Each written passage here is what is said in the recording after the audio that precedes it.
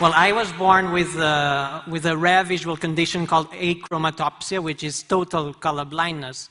So I've never seen color, and I don't know what color looks like, because I come from a grayscale world. To me, the sky is always gray, flowers are always gray, and television is still in black and white.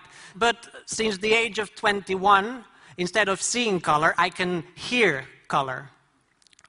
In 2003, I started a project with computer scientist Adam Montandon, and the result, with further collaborations with Peter Queixe from Slovenia and Matías Lizana from Barcelona, is this electronic eye. It's a color sensor that detects the color frequency in front of me and sends this frequency to a chip installed at the back of my head, and I hear the color in front of me through the bone, through bone conduction.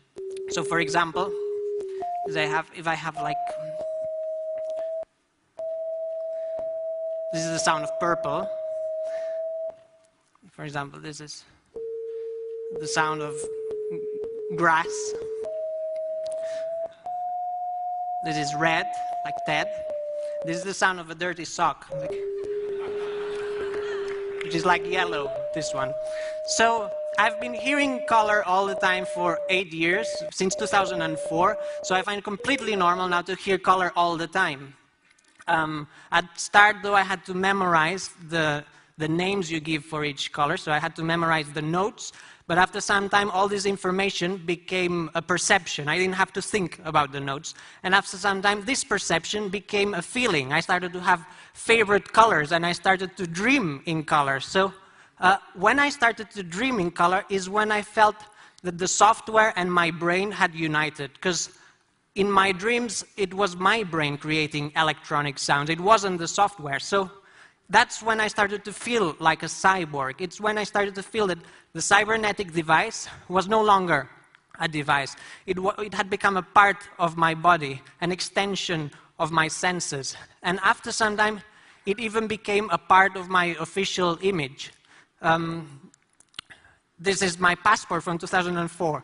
You're not allowed to appear on UK passports with electronic equipment, but I insisted to the passport office that what they were seeing was actually a new part of my body, an extension of my brain, and they finally accepted me to appear with a passport for them. So life has changed dramatically since I hear color, because color is almost everywhere. So biggest changes, for example, is going to an art gallery. I can listen to a Picasso, for example. So it's like going to a concert hall, because I can listen to the paintings. And supermarkets, I find this is very shocking, very, very attractive to walk along a supermarket. It's like going to a nightclub. It's full of different melodies. Yeah. Especially the aisle with cleaning products. It's just fabulous. Also, the way I dress has changed. Before, I used to dress in a way that it looked good. Now I dress in a way that it sounds good.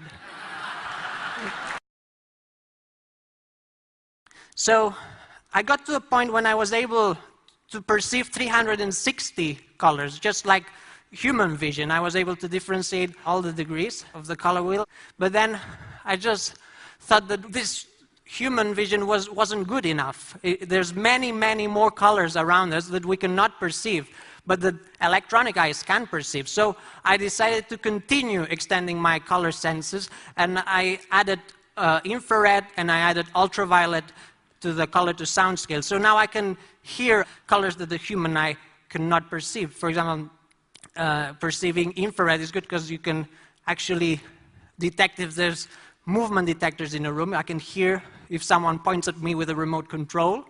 And the good thing about perceiving ultraviolet is that you can hear if it's a good day or a bad day to sunbathe.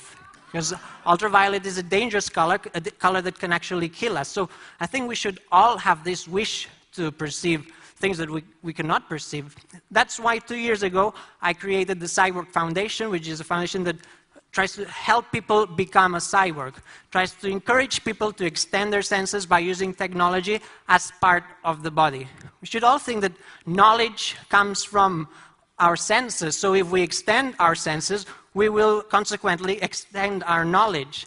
I think life will be much more exciting when we stop creating applications for mobile phones and we start creating applications for our own body. I think this will be a big, big change that we'll see during this century. So I do encourage you all to think about which senses you'd like to extend.